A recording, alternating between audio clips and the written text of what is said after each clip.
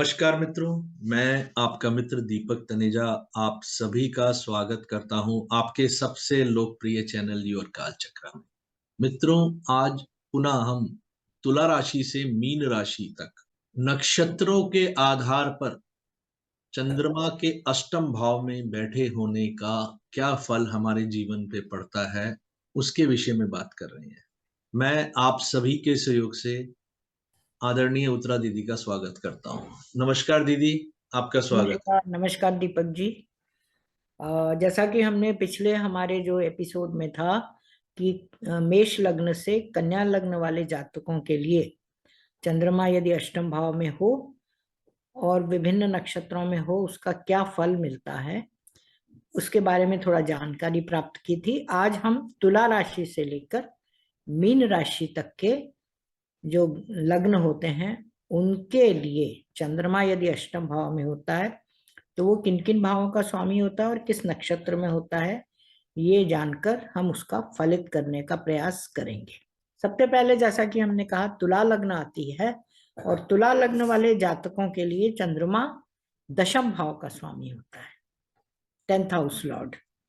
और वो यदि अष्टम भाव में जाता है तो वो वृषभ राशि में होता है, उच्च का होता है अपने, और उच्च का होकर सूर्य के नक्षत्र में होता है, चंद्रमा के नक्षत्र में होता है और मंगल के 2 चरणों में होता है। मंगल का जो है मृगशिरा नक्षत्र जो है उसके 2 चरण और सूर्य के 3 चरण होते हैं। पहला चरण मेष राशि में उसका निकल चुका होता है। तो सबसे पहले हम कृतिका नक्षत्र में लेते हैं जिसका स्वामी सूर्य है। तो चंद्रमा यदि दशम भाव का स्वामी होकर अष्टम भाव में जाए और कृतिका नक्षत्र में हो तो बचपन में ही वो मारक सिद्ध होता है। हालांकि सूर्य चंद्रमा दोनों अच्छे माने गए हैं, चंद्रमा उच्च का भी है, लेकिन क्योंकि ये बचपन में ही जातक के जीवन को समाप्त कर सकता है और यदि अन्य ग्रह कमजोर हो तो भी ऐसा संभव है, क्योंकि सूर्य जो है एकादश भाव का स्वामी है और ये चर लग्न है, तुला लग्न, और चर लग्न होने के कारण ये बाधक भाव हो जाता है, एकादश भाव।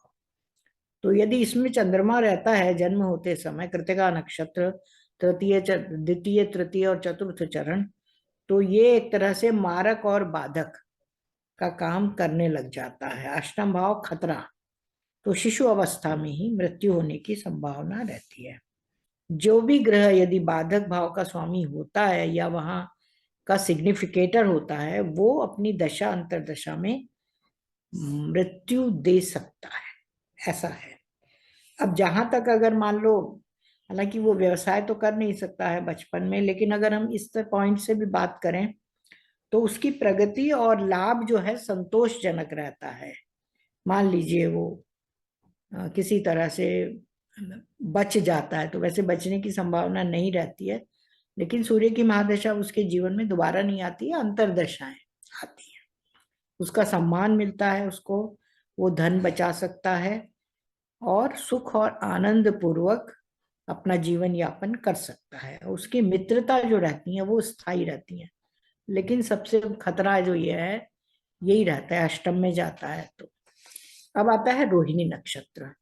रोहिणी नक्षत्र का स्वामी चंद्रमा है, जैसा कि आप लोग जानते हैं। दशम भाव का स्वामी होकर चंद्रमा यदि अपने ही नक्षत्र में, रोहिणी नक्षत्र में हो, अष्टम भाव में हो, तो पिता की मृत्यु जल्दी होने की संभावना रहती है जब वो अल्पायु में ही रहे। नौकरी में असंतोष मिलता है, चिंता बनी रहती है, उसको परेशानी होती है, और हालांकि उसका वेतन वगैरह अच्छा होता है पर वो सदैव परिवर्तन, क्योंकि चंद्रमा परिवर्तनशील है, इसलिए वो हमेशा चेंज के बारे में सोचता है कि मैं जॉब चेंज कर लूं, मैं नौकरी बदल लूं, यहाँ मुझे संतुष्टि नहीं है। और वो समुद्र पार विदेश जाने का बहुत उत्सुक भी रहता है। अब आता है मृगशिरा नक्षत्र जिसका स्वामी मंगल है और जिसके 2 चरण हैं, प्रथम और द्वितीय चरण। यहाँ पर मंगल तुला लग्न वाले जातकों के लिए दूसरे भाव और 7वें भाव का स्वामी है। अतः दशम भाव का स्वामी चंद्रमा यदि अष्टम भाव में मंगल के नक्षत्र में हो तो प्रत्येक उद्यम में सफलता मिलती है, लेकिन सफलता तब मिलेगी जब बड़ा होगा, क्योंकि उसके बचपन में ही मंगल की महादशा तो समाप्त हो जाएगी और वो छोटी भी रहती है। हाँ, विवाह में देरी और कठिनाई भी हो सकती है, परेशानियां भी आ सकती हैं आगे भविष्य में मंगल की या चंद्रमा की अंतर्दशाओं में। हाँ, पर एक चीज और है कि इंश्योरेंस से लाभ मिलता है, विरासत या वसीयत से धन प्राप्ति होती है। अब हम देख लेते हैं वृश्चिक लग्न। वृश्चिक लग्न वाले जातकों के लिए चंद्रमा नवम भाव का स्वामी होता है और अष्टम भाव में जाता है, तो वह मिथुन राशि में होता है, नंबर 1। और मिथुन राशि में मंगल के 2 चरण, मतलब तीसरा और चौथा चरण, आद्रा नक्षत्र के 4 चरण और पुनर्वसु नक्षत्र के 3 चरण, ये कहे गए हैं। नवम भाव का स्वामी जाता है वहां पर, तो इसके लिए हम ये कह सकते हैं कि जातक के पिता, एक तो सबसे पहले है, ये तो किसी जनरली है कि जातक के पिता अपने देश को छोड़कर किसी अन्य स्थान पर जाकर भाग्यशाली सिद्ध होते हैं। लग्न का स्वामी यदि 12वें भाव में जाता है तो ऐसा होता है। यहाँ पर भी लग्न का स्वामी 9वें भाव का स्वामी चंद्रमा है, यदि वो अष्टम भाव में चला जाता है तो ऐसा संभव है। और जुए सट्टे में जातक को मिले जुले परिणाम मिलते हैं। अब सबसे पहले आता है मृगशिरा नक्षत्र, उसके तृतीय और चतुर्थ चरण, क्योंकि वृश्चिक लग्न वाले जातकों के लिए मृगशिरा नक्षत्र में हो चंद्रमा, तो वो मंगल जो है यहाँ पर लग्नेश और षष्ठेश है, और इसके कारण जातक बाजार भाव से महंगी जायदाद खरीद पाता है उसको, मतलब सही उस पर दामों पर या कम दामों पर जायदाद नहीं मिल पाती। मोल भाव भी करता है तो भी वो हानि उठाता है, ये एक चीज है। जातक अस्वस्थ भी रहता है, क्योंकि लग्न, छठा और आठवां, ये तीनों भाव जो हैं चंद्रमा से, और चंद्रमा स्वयं बाधक भाव का स्वामी है, 9वें भाव का स्वामी, तो इसके कारण बहुत परेशानी होती है और स्वास्थ्य में सुधार नहीं होने देता चंद्रमा, विशेष रूप से चंद्रमा की महादशा में। हालांकि चंद्रमा की महादशा आना भी मुश्किल है थोड़ा सा, क्योंकि इसका जन्म यदि मंगल की महादशा में हुआ है तो चंद्रमा अंत में आएगा, लेकिन अंतरदशाएं जब जब आएंगी तब तब इसको परेशान करेंगी। साथ ही हमें ये भी देख लेना चाहिए कि मंगल कुंडली में कहाँ पर स्थित है। अब आता है आद्रा नक्षत्र, जो राहु का है। चंद्रमा यदि आद्रा नक्षत्र में होता है तो पिता को खतरा होता है, विशेष रूप से उच्च शिक्षा में असफलता मिलती है, विदेश जाने के प्रयास भी हैं वो असफल होते हैं, उसके जो भी वो प्रयास करता है वह बार बार करता रहता है, पर सफलता बहुत कम मुश्किल से मिलती है। यदि राहु 3rd या 10th हाउस भाव में स्थित हो, 3rd हाउस या 10th हाउस में स्थित हो, तो पिता के लिए बहुत ही खतरा है, क्योंकि ये सप्तम भाव हो जाता है पिता के लिए और मार्केश हो जाता है राहु, जो बहुत बुरे परिणाम देता है। अब आता है पुनर्वसु नक्षत्र। पुनर्वसु नक्षत्र के 3 चरण जो हैं वो मिथुन राशि में है, इनका स्वामी गुरु है। चंद्रमा यदि पुनर्वसु नक्षत्र में स्थित हो और अष्टम भाव में हो, और वृश्चिक लग्न वालों के लिए तो संतोषप्रद वित्तीय स्थिति देता है, वित्तीय स्थिति अच्छी रहती है और धन लाभ होता है, क्योंकि जो गुरु है वो वृश्चिक लग्न वालों के लिए धनेश और पंचमेश है। आमोद प्रमोद के साधनों में भी उसे सफलता मिलती है, इस तरह के क्रियाकलाप करके वो धन लाभ कमा सकता है।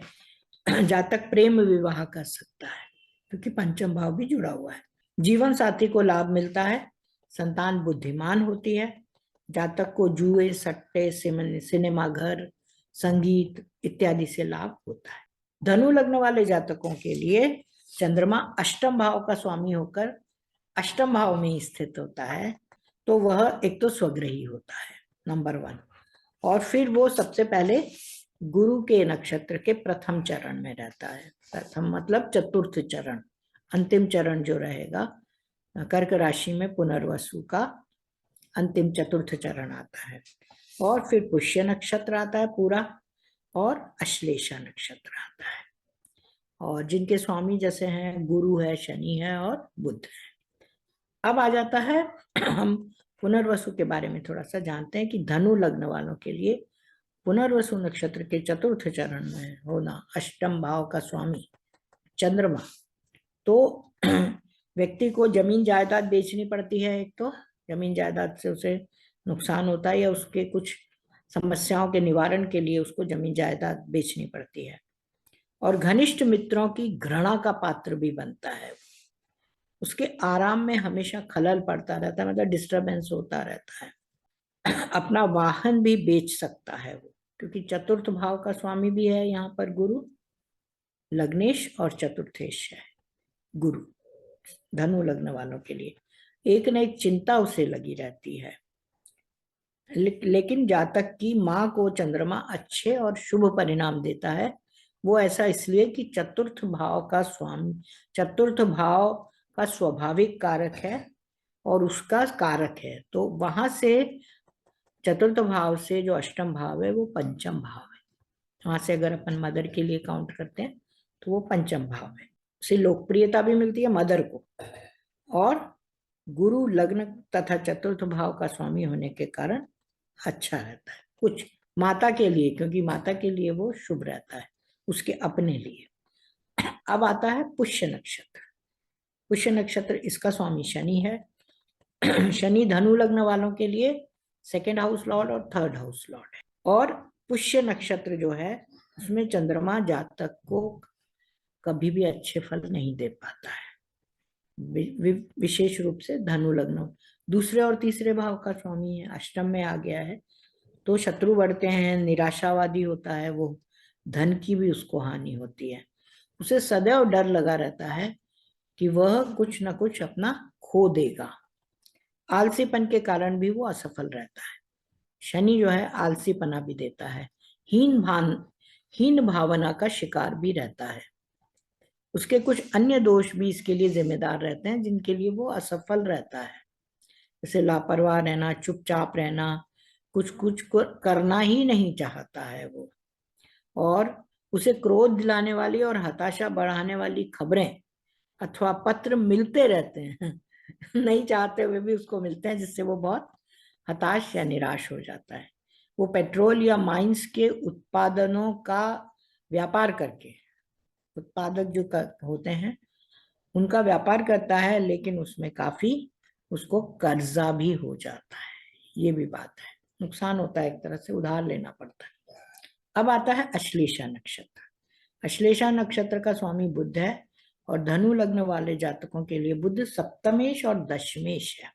और यदि चंद्रमा अश्लेषा नक्षत्र में हो तो जातक भाग्यशाली होता है इस मामले में कि उसे पार्टनर द्वारा, पार्टनर का धन भाव है अष्टम, तो उसे पार्टनर द्वारा धन की प्राप्ति होती है। धन, घर, जमीन, जायदाद, ये सब मिलते हैं उसे। पति या पत्नी में भी जो भी हो उसका पार्टनर, और वाहन और व्यवसाय में उन्नति भी मिलती है, मतलब पार्टनरशिप में ही या जो लाइफ पार्टनर है उसके द्वारा ही। उसकी नौकरी में भी उन्नति होती है। और बुद्ध प्रधान व्यक्ति से मिलने पर वह अपना व्यापार बढ़ाता है। बुद्ध प्रधान व्यक्ति उसे मदद करते हैं, उसे नाम यश सभी मिलते हैं, कि दशम भाव आ गया। अब आती है मकर लग्न। मकर लग्न वाले जातकों के लिए चंद्रमा सप्तम भाव का स्वामी होता है और वो अष्टम भाव में जाता है, तो वह सिंह राशि में होता है एक तरह से। और सिंह राशि में मघा नक्षत्र है जो केतु का है, पूर्वा फाल्गुनी नक्षत्र है जो शुक्र का है, और उत्तरा फाल्गुनी नक्षत्र है जो सूर्य का है। मकर लग्न वालों के लिए सिंह राशि में, तो सबसे पहले हम मघा नक्षत्र ले लेते हैं। यदि सप्तम भाव का स्वामी होकर चंद्रमा अष्टम भाव में जाता है और मघा नक्षत्र में होता है तो घर में ज्यादा खुशनुमा माहौल नहीं रहता। वयस्क अवस्था में जब व्यक्ति शांति और खुशहाली अनुभव कर सकता है तब वो थोड़ा सा दुखी दुखी सा रहता है, ऐसा माना गया है। इसके अलावा पार्टनर के जीवन में भी खतरा रहता है। इसके अलावा उसको हिस्टीरिया का रोग हो सकता है, हिस्टीरिया। व्यापारिक भागीदार बिना जातक की जानकारी के कमाता रहता है, उसको पता ही नहीं लगने देता है। इस तरह से थोड़ा सा उसको डिच करता रहता है एक तरह से। हाँ, और एक चीज और देखनी चाहिए हमें कि केतु कुंडली में कहाँ पर स्थित है।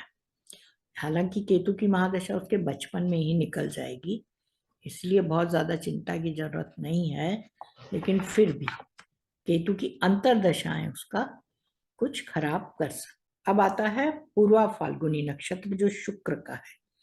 शुक्र जो है मकर लग्न वालों के लिए पंचमेश और दशमेश है, अच्छे भावों का स्वामी है, केंद्र और त्रिकोण का स्वामी है। यदि चंद्रमा इस पूर्वा फाल्गुनी नक्षत्र में जाता है तो सप्तम भाव का स्वामी अष्टम में जा रहा है एक तो, लेकिन पंचम, अष्टम, सप्तम और दशम भाव से जुड़ गया। तो वो व्यक्ति जो है एक तो धार्मिक हो जाता है थोड़ा सा, किंतु जुए सट्टे में भी वो रुचि रखता है और हारता भी है, क्योंकि ये शुक्र का नक्षत्र है और शुक्र पंचम का स्वामी है जो सामने वाले को लाभ देता है, दशम का है। इसके अलावा सामने वाला जो है व्यक्ति उसका चतुर्थ भाव हो जाता है, जो हमारा दशम भाव है वो सामने वाले का चतुर्थ भाव हो जाता है और उसके धन भाव में बैठ जाता है ये चंद्रमा। तो ये खुद भी जुए सट्टे और सिनेमा व्यवसाय, शेयर मार्केट, संगीत, खेलकूद इत्यादि का कार्य करता है, लेकिन उसे कभी लाभ होता है कभी हानि होती है बराबर, क्योंकि इसमें लाभ भाव भी इसका नहीं जुड़ रहा है और 11वां भाव भी नहीं जुड़ रहा है। पार्टनर का जो है पंचम भाव जुड़ रहा है तो उसको ज्यादा लाभ होता है इसमें। हालांकि राजयोग कारक इसके लिए कहा गया है शुक्र को, लेकिन यदि शुक्र की स्थिति है वहां पर धन भाव या एकादश भाव से जुड़ी हुई तो फिर इसको भी लाभ होता है। वही है कि बचपन में शुक्र की महादशा निकल जाना तो बहुत ज्यादा मायने नहीं रखता है। पढ़ाई के समय 20 साल हालांकि लंबी रहती है, लेकिन फिर भी बच्चा, कभी कभी अपन देखते हैं ना कि किसी बच्चे के नाम से हमने कुछ लिया और उस वो मिल जाता है तो हम बहुत खुश होते हैं। इस टाइप के संयोग कभी कभी हो सकते हैं। अब आता है उत्तरा फाल्गुनी नक्षत्र। उत्तरा फाल्गुनी नक्षत्र, इसका स्वामी सूर्य है। इसका एक ही चरण आएगा यहाँ पर सिंह राशि में। सप्तम भाव का स्वामी होकर चंद्रमा अष्टम भाव में जाता है और उत्तरा फाल्गुनी नक्षत्र में होता है, तो वो सिंह राशि में ही रहता है, सूर्य के नक्षत्र में रहता है। और जीवन साथी जो है, पार्टनर जो है इनके, उनको ऐसे रोग देता है जो लंबे खिंचते हैं और या फिर कम प्रयास में उसको अधिक लाभ भी देता है। दोनों तरह की बातें हैं। जो वो ऐसे लोगों से भागीदारी कर सकता है जो उसके लिए फायदा पहुंचा सकते हैं। सूर्य जातक के लिए अष्टम भाव का स्वामी है, अतः भागीदार तो लाभ कमाता है क्योंकि भागीदार का तो वो धनेश है, पर जातक के लिए समय कभी कभी कठिन भी हो जाता है, हार्ड, चिंताजनक, क्योंकि वो अपना जो भाग है लाभ का वो अधिकतर अपने पार्टनर को ही उसको दे देता है या उसको देना पड़ता है मजबूरन, ऐसा होता है। अब आती है कुंभ लग्न। हमें इनको पढ़ते समय हमेशा ये ध्यान रखना चाहिए कि जिस नक्षत्र की हम चर्चा करते हैं उस नक्षत्र में चंद्रमा आने पर उसी नक्षत्र के स्वामी की महादशा आपके बचपन में निकलती है, तो अधिकतर उनकी अंतर्दशाएं जो हैं उन ग्रहों की आगे भविष्य में जीवन में जो है हमें प्रभावित करती हैं। बचपन में तो हमें पता ही नहीं लगता है। कुंभ लग्न, उनका स्वास्थ्य थोड़ा खराब जरूर रहता है, स्वास्थ्य बिगड़ता है, डॉक्टरों के चक्कर लगते हैं बस। अब आती है कुंभ लग्न। कुंभ लग्न वाले जातकों के लिए चंद्रमा छठे भाव का स्वामी होकर अष्टम भाव में जाता है, जहां पर कन्या राशि स्थित होती है। और कन्या राशि में उत्तरा फाल्गुनी नक्षत्र अर्थात सूर्य के 3 चरण, हस्त नक्षत्र पूरा और चित्रा नक्षत्र के 2 चरण जो कि मंगल का है, ये रहते हैं। और हर इन तीनों नक्षत्रों में से किसी भी नक्षत्र में चंद्रमा जाए वो अलग अलग फल देता है। जैसे उत्तरा फाल्गुनी नक्षत्र, उत्तरा फाल्गुनी नक्षत्र सूर्य की जो है कुंभ लग्न वालों के लिए सप्तम भाव का स्वामी है, सप्तमेश है। और चंद्रमा सूर्य के नक्षत्र में हो तो व्यक्ति जो है लोन तो लेता है, लोन लेता रहता है, तो क्योंकि छठा भाव ऑपरेट हो रहा है। दूसरा, उसको पेट की तकलीफ भी रहती है बचपन में, विशेष रूप से अपचन रहता है, खाना नहीं पचता या दस्त लगे रहते हैं, समस्या रहती है ये। इसके अलावा उसका स्वास्थ्य खराब रहता है और आर्थिक स्थिति भी बीच बीच में खराब हो जाती है जब भी चंद्रमा की अंतर्दशाएं या चंद्रमा की अंतर्दशा या सूर्य की अंतर्दशा आती है, और उसकी शत्रुता भी लोगों से बढ़ती रहती है। अब आ जाता है हस्त नक्षत्र। हस्त नक्षत्र का स्वामी चंद्रमा है। चंद्रमा जो है छठे भाव का स्वामी होकर अष्टम में जाता है और अपने ही नक्षत्र में है, तो वह विरोधी पक्ष को हानि पहुंचाता है और जातक को लाभ देता है। ऐसे लाभ से लाभ, मतलब क्योंकि विरोधी पक्ष को लाभ हो रहा है इसलिए हमको लाभ हो रहा है, पर उसका स्वास्थ्य तो बिगड़ता ही है। और लेन देन में कभी हानि नहीं होती, ये चीज है। कोर्ट केस भी चलते रहते हैं लेकिन उसमें सदैव जीत जाता है। थोड़ी चिंता अवश्य रहती है क्योंकि अष्टम भाव तो जुड़ा हुआ है इस, पर छठा यदि एकादश से भी जुड़ जाए किसी भी तरह से, मतलब, तो फिर वो लाभ भी पहुंचाता है। हालांकि एकादश से जुड़ना मुश्किल है क्योंकि हस्त नक्षत्र चंद्रमा का ही, और चंद्रमा ही अष्टम भाव में है, आ रहा है। अब आता है हमारा चित्रा नक्षत्र, जिसका स्वामी मंगल है। मंगल प्रथम और द्वितीय चरण जो है इसका इस राशि में रहता है, कन्या राशि में। तो छठे भाव का स्वामी मंगल के नक्षत्र में आता है, तो मंगल यहाँ पर कुंभ लग्न वालों के लिए थर्ड हाउस और 10th हाउस लॉर्ड माना गया है। तो जातक को गैस्ट्रिक अल्सर, क्योंकि रोग भाव से तो ये जुड़ा ही हुआ है ना, तो गैस्ट्रिक अल्सर जैसे रोग देता है। इसके अलावा ये तो बीमारी हो गई, इसके अलावा वो काम क्या करता है, स्पेयर पार्ट्स, औजार आदि का काम करता है। उसके भाई का स्वास्थ्य भी अच्छा नहीं रहता और उससे अच्छे संबंध भी नहीं रहते, क्योंकि तृतीय भाव छोटे भाई बहनों का है। उसके नक्षत्र में चंद्रमा अष्टम भाव में गया हुआ है, और अलगाव या हिस्सेदारी की बातचीत चलती रहती है सदैव, या तो बचपन में या फिर आगे चलकर इनकी मंगल की अंतर्दशाओं में। अब आती है अंत में हमारी मीन लग्न। मीन लग्न वालों के लिए चंद्रमा पंचम भाव का स्वामी होकर अष्टम भाव में जाता है, जहां पर वो तुला राशि में होता है। तुला राशि में मंगल के नक्षत्र चित्रा का तीसरा और चौथा चरण, राहु का नक्षत्र जो है स्वाति नक्षत्र वो चारों चरण, और विशाखा नक्षत्र के जो गुरु का नक्षत्र है उसके 3 चरण आते हैं। तो गुरु मीन लग्न वालों के लिए लग्न और दशम भाव का स्वामी भी है। अब सबसे पहले हम चित्रा नक्षत्र को देख लेते हैं। इसका तृतीय और चतुर्थ चरण अष्टम भाव में होता है तुला राशि में। तो यदि ये पंचम भाव का स्वामी होकर चंद्रमा अष्टम भाव में आता है और चित्रा नक्षत्र में होता है, तो मंगल जो है मीन लग्न वालों के लिए धनेश और भाग्येश है, नवे भाव का स्वामी। तो व्यक्ति जो है कभी कभी जुए सट्टे ऐसे में एक धन लगाकर या कोई पिक्चर बनाकर या कोई शर्त लगाकर कोई डांस ड्रामा वगैरह करके उसमें हानि उठाता है। इस टाइप के काम करता है वो, लेकिन उसे फायदा नहीं होता। यहाँ भाई को भी लंबा चलने वाला रोग मिलता है और उसके साथ गलत फहमियां भी होती रहती हैं, अक्सर भाई से नहीं बनती है। इसके बाद आता है स्वाति नक्षत्र। इसका स्वामी राहु है। तो यदि पंचम भाव का स्वामी चंद्रमा राहु के नक्षत्र में हो और अष्टम भाव में हो, तो तलाक की संभावना भी बनती है, पति पत्नी में डाइवोर्स होने की संभावना बनती है। यहाँ पार्टनर कभी भी सहयोग नहीं करता, ये एक चीज देखी जाती है। और या फिर वो रोगी रहता है। तो कुल मिलाकर कुछ समय के लिए व्यक्ति को परिवार से अलगाव भी दे देता है, किसी तरह से कोई कारणवश उन लोगों को अलग अलग रहना पड़ता है, और व्यक्ति जो है कुछ समझ नहीं पाता और सहयोग भी नहीं कर पाता। इसके अतिरिक्त हमें राहु कहाँ स्थित है, किस भाव में स्थित है, किस राशि में स्थित है, वो भी अवश्य देख लेना चाहिए।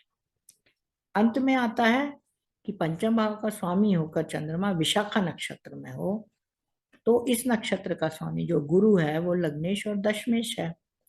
इसमें क्या होता है कि लॉटरी में अचानक धन लाभ देता है, क्योंकि ये खुद पंचम भाव का स्वामी है, और जो अष्टम भाव होता है वो बिना मेहनत की कमाई भी देता है।